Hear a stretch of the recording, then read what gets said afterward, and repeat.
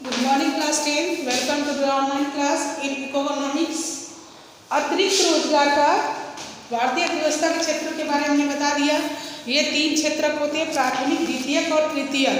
प्राथमिक क्षेत्र के अंतर्गत वे सभी वस्तुएं आती हैं जो कि हमें कच्चे रूप में उपलब्ध होती हैं, जैसे कॉटन मतलब रुई, और रुई से वस्त्र बनाना है तो ये प्राथमिक क्षेत्र से रुई आएगा, रुई से हम सूती वस्त्र बनाएंगे। फिर उसके बाद कच्चा लोहा हो गया, कच्चे एलिमेंट्स जो भी हुए, उसे जो नए धातु नए तत्व बनते हैं वो क्या कहलाते हैं, प्राथमिक क्षेत्र। और द्वितीय, इसमें जो सहायक होते हैं द्वितीय क्षेत्र में, जैसे व्हीकल्स वगैरह, कंपनी, मशीनें, जिसके माध्यम से हम वस्तुओं का निर्माण करते हैं वो द्वितीय कहलाता है। तृतीय में वे सभी सेवाएं, दूरसंचार, टेक्निकल सेवाएं और उसका डाक वगैरह जो भी सेवाएं हैं और जो वस्तुएं निर्मित होती हैं, ये सब तृतीय क्षेत्र के अंतर्गत आता है। अतिरिक्त रोजगार, इसीलिए हम लोग पढ़े हैं कि हमें कहाँ पे वस्तुओं को, कहाँ पे अपने धन को नियोजित करना चाहिए, कैसे हमें वस्तुओं को नियोजित करना चाहिए, कैसे इन्वेस्टमेंट करना चाहिए, कैसे वस्तुओं का निर्माण करना चाहिए, ये हमने बता दिया आपको। अब हम आगे पढ़ेंगे अतिरिक्त रोजगार का सृजन कैसे करें। ऊपरी चर्चा से हम देख सकते हैं कि कृषि क्षेत्र में अल्प बेरोजगारी की गंभीर स्थिति बनी हुई है। कुछ लोग ऐसे हैं जिन्हें बिल्कुल रोजगार नहीं मिला है। लोगों के रोजगार की वृद्धि कैसे की जा सकती है, हम कुछ तरीकों को देख सकते हैं। हम लक्ष्मी और उसके दो अकेला संचित भूखंड का उदाहरण लेते हैं। उसके परिवार की भूमि की सिंचाई है तो एक कुएं का निर्माण करने के लिए सरकार कुछ मुद्रा व्यय कर सकती है या बैंक ऋण प्रदान कर सकता है। तब लक्ष्मी अपनी भूमि की सिंचाई करने की सक्षम होगी और रबी मौसम में एक दूसरी फसल गेहूँ उपजती है। हम मान लेते हैं कि 1 हेक्टेयर गेहूँ की फसल 2 लोगों को 50 दिनों बीज डालने, पानी डालने और खाद और कटाई में तक रोजगार प्रदान कर सकती है। अतः परिवार के 2 अन्य सदस्यों को अपनी जमीन में रोजगार मिल सकता है। अब मान लेते हैं कि ऐसे कई खेतों की सिंचाई के लिए एक नए बांध का निर्माण किया जाता है अथवा एक नहर खोदी जाती है। इससे कृषि क्षेत्र में रोजगार के अनेक अवसर सृजित हो सकेंगे और अल्प बेरोजगारी की समस्या आपके सामने अपने आप कम हो जाएगी। जो देखिए कृषि क्षेत्र में जो लोग जुड़े रहते हैं उनका अक्सर देखा जाता है कि वो बेरोजगारी की समस्या से जूझते रहते हैं। जैसे मान लीजिए कोई प्राकृतिक फिनोमिनन हुआ, जैसे बाढ़ आ गई, सूखा हो गया, बारिश अच्छी नहीं हुई या बेसमय हुई तो फसल अच्छी होती नहीं है, जिससे किसान को ही भोगना पड़ता है। लागत लगाने के बाद भी पूंजी नहीं मिल पाती है, भोगना पड़ता है। तो उसको कहीं न कहीं से वो तो परेशान रहता ही है, किसान हमेशा परेशान रहता है। तो इसके लिए जो है बेरोजगार किसान हमेशा बेरोजगार रहता है, तो उसको किसान को खेती के अलावा कुछ और भी रोजगार नियोजित करना चाहिए जिससे कि वो उसका भरण पोषण चलता रहे। जैसे कोई दुकान ही कर लिया, किसी ने मोमबत्ती का ही छोटा सा उद्योग करे, कोई कालीन ही बनाना सीख रहा है। तो इस तरह से जो है रोजगार को खेती के अलावा और भी कुछ नियोजित करना चाहिए। अब भारतीय अर्थव्यवस्था के क्षेत्र, भारतीय अर्थव्यवस्था के कितने क्षेत्र हैं अब मान लेते हैं कि बताएंगे, उसके बारे में हम लोग पढ़ेंगे। भारतीय अर्थव्यवस्था के 3 क्षेत्र, प्राथमिक, द्वितीय और तृतीय के बारे में पढ़ेंगे। अब मान लेते हैं कि लक्ष्मी और दूसरे किसान पहले की तुलना से अधिक उत्पादन करते हैं। उन्हें कुछ उत्पाद बेचने की आवश्यकता होगी, इसके लिए उन्हें अपना उत्पाद नजदीक के शहर में ले जाने की आवश्यकता हो सकती है। यदि सरकार परिवहन और फसलों के भंडारण पर अथवा बेहतर ग्रामीण सड़कों के निर्माण पर कुछ पैसा निवेश करती है तो छोटे ट्रक सब जगह पहुंच जाते हैं। इस तरीके से लक्ष्मी जैसे अनेक किसान जिन्हें हम अब पानी की सुविधा उपलब्ध है, फसलों की उपज और विक्रय कर लेते हैं। इस कार्य के से केवल किसानों को ही उत्पादक रोजगार उपलब्ध नहीं हो सकता है, बल्कि परिवहन और व्यापार जैसी सेवाएं में भी लगे लोगों को रोजगार प्राप्त हो सकता है।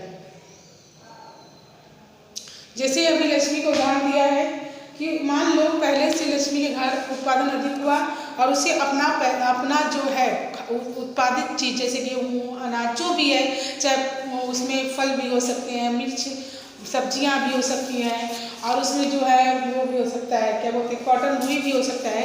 ने अधिक पैदा किया है तो उसको वो बेचना चाहती है शहर में, तो उसके लिए कई लोग रोजगार मिल जाएगा। कोई गाड़ी से लेकर आएगा, उसको भर के लाद के ले जाएगा शहर की तरफ, ट्राली वाले आएंगे तो उसमें कई लोगों को भी रोजगार मिल सकता है। लक्ष्मी की जरूरत केवल पानी तक ही सीमित नहीं, खेती करने के लिए उसे बीजों, उर्वरों, कृषिगत उपकरणों और पानी निकालने के लिए पंप सेटों की भी जरूरत होती है। खेती करने के लिए बहुत कुछ चाहिए, उर्वरक चाहिए, फर्टिलाइजर्स, वही जो उर्वरक होते हैं वो चाहिए।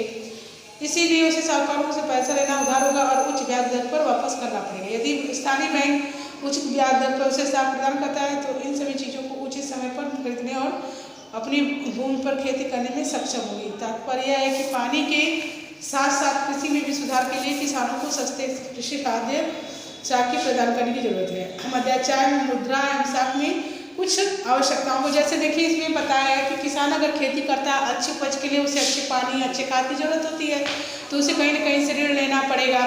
उसको उसके पास अभी हमने आपको बताया कि अगर कोई प्राकृतिक फेनामिना हुआ तो उसकी सब फसल खराब हो जाती है, तो जिससे उसे घाटा होता है, तो इसलिए इस प्रकार से उसके पास तो हमेशा पैसे रहते नहीं हैं, इसलिए ऋण लेना पड़ता है।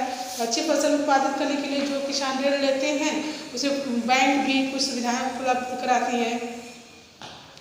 इसलिए हमें जो है कुछ पैसे भविष्य के लिए नियोजित करके किसानों को कुछ पैसे भविष्य के लिए नियोजित करके रखना चाहिए। हम एक अन्य तरीके से इस समस्या का समाधान कर सकते हैं। वह तरीका अर्ध ग्रामीण क्षेत्रों में उन उद्योगों और सेवाओं की पहचान करना और उन्हें बढ़ावा देना जहां बहुत कुछ लोग नियोजित किए जा सके। उदाहरण के लिए मान लेते हैं कि अनेक किसान अरहर मटर उपजाने का निर्णय करते हैं। उनकी वसूली और प्रसंस्करण के लिए तथा शहरों में विक्रय करने के लिए दाल मिल की स्थापना एक ऐसा उदाहरण है। शीत भंडारण गृहों के खुलने से वे किसानों को एक अवसर मिलेगा कि वे अपने आलू और प्याज जैसे उत्पादों का भंडारण कर सकें और अच्छी कीमत मिलने पर बेच सकें। वन क्षेत्रों के निकटवर्ती गाँव में हम शहद संग्रह केंद्रों की शुरुआत कर सकते हैं जहाँ किसान वनों से प्राप्त शहद बेच सके। सब्जियां और कृषिगत उत्पादों जैसे आलू शकरकंद चावल गेहूँ टमाटर और फल इत्यादि जिसे बाहरी बाजारों से बेचा जा सके के लिए प्रसंस्करण उद्योगों का स्थापना की जा सकती है। यह अर्ध ग्रामीण क्षेत्रों में स्थित उद्योगों में रोजगार प्रदान करेगा। देखिए बहुत ही ऐसे किसानों के जिनमें काम हो सकते हैं जिससे कि वह कई लोगों को रोजगार भी प्रदान, एक काम से कई लोगों को रोजगार भी मिल सकता है और उसकी जीविका भी चल सकती है। जैसे शहद का भी जो उत्पादन है, शहद की खेती है, मछली उत्पादन, मुर्गा को पालना, ये सब चीज़ें बहुत ऐसे कार्य हैं जो किसान करके अपनी जीविका चला सकता है। आगे देखिए और अन्य कर्मचारियों की आवश्यकता होगी। योजना आयोग द्वारा किए गए एक अध्ययन के अनुसार आखिर शिक्षा क्षेत्र में लगभग 20 लाख रोजगारों को सृजन किया है। शिक्षा क्षेत्र में जो 20 लाख रोजगार जो सृजित किए गए, शिक्षा क्षेत्र में बहुत लोग, जैसे हम लोग भी प्राइवेट में कुछ न कुछ पढ़ा रहे हैं, तो इससे कई लोग जो है रोजगार प्राप्त किए हैं। इसी प्रकार यदि हमें स्वास्थ्य की स्थिति में सुधार करना है तो हमें ग्रामीण क्षेत्रों में काम करने वाले अधिक डॉक्टर नर्स, ग्रामीण क्षेत्र में भी हॉस्पिटल खुलवाना होगा जिसमें स्वास्थ्य में सुधार होगी और कई लोग को रोजगार भी मिलेगा। तो ये कुछ ऐसे तरीके जिनसे रोजगार का सृजन होगा, मतलब रोजगार बढ़ेंगे और कितने बेरोजगार को रोजगार मिलेगा और हम विकास के महत्वपूर्ण प्रमुखों पर विचार कर पाने में भी सक्षम होंगे जिन पर हम अध्याय 1 में चर्चा कर चुके हैं। अध्याय 1 में हमने पढ़ा है विकास कैसे होता है, शिक्षा स्वास्थ्य और भोजन कपड़े पर पहले खर्च होता है, तो इसके लिए कई क्षेत्र होते हैं जिसमें हम लोग इन्वेस्टमेंट करते हैं और कई लोगों को रोजगार मिलता है। प्रत्येक राज्य या प्रदेश में वहाँ के निवासियों की आय और रोजगार में वृद्धि करने की संभावना होती है। यह पर्यटन अथवा क्षेत्रीय शिल्प उद्योग अथवा सूचना प्रौद्योगिकी जैसी नवीन सेवाओं के माध्यम से हो सकता है। इनमें से कुछ के लिए समुचित योजना सरकारी सहायता की आवश्यकता होती है। उदाहरण के लिए योजना आयोग के अध्ययन के अनुसार यदि पर्यटन क्षेत्र में सुधार होता है तो हम प्रतिवर्ष 35 लाख से अधिक अवधि को रोजगार में और है। अगर पर्यटन क्षेत्र भी आ गया, पर्यटन क्षेत्र को सुधारा जाए, अच्छे से उसकी रिपेयरिंग करवाया जाए, तो वहाँ पे जितने भी पर्यटक यात्री आते हैं तो अधिक पैसे विदेशी मुद्रा की प्राप्त होती है, इससे रोजगार में वही सुधार होता है और उसको उसका अच्छा रूप देने के लिए उसमें कई लोगों को रोजगार भी मिलता है, वहाँ पे देख रेख करने वाले भी। हम जानते हैं कि चर्चा में किए गए कुछ मुद्दाओं से अमल से लंबा समय होगा, अतः छोटी अवधि के लिए हमें कुछ द्रुत उपायों की जरूरत है। जो ध्यान में रखते हुए केंद्र सरकार ने भी हाल में भारत के 200 जिलों में काम का अधिकार लागू करने के लिए कानून बनाया है। इसे राष्ट्रीय रोजगार गारंटी अधिनियम 2005 कहते हैं। राष्ट्रीय ग्रामीण रोजगार 2005 के अंतर्गत उन सभी लोगों को जो काम करने में सक्षम है और जिनका जैसे मनरेगा का अभी सफाई कर्मचारी है, ठीक है, इसमें कई लोगों को रोजगार मिला और सरकार द्वारा वर्ष में 100 दिन रोजगार की गारंटी दी गई। यदि सरकार रोजगार उपलब्ध कराने में असफल रहती है तो वो लोगों को रोजगार भत्ता देगी। ये सब जो है सरकार के द्वारा एक अधिनियम 2005 में पारित हुआ। तो इस तरह से आपका ये भी चैप्टर लगभग समाप्त ही है, 2 पेज है जिसे हम कल पढ़ा देंगे। संगठित और असंगठित के रूप में क्षेत्रफल का विभाजन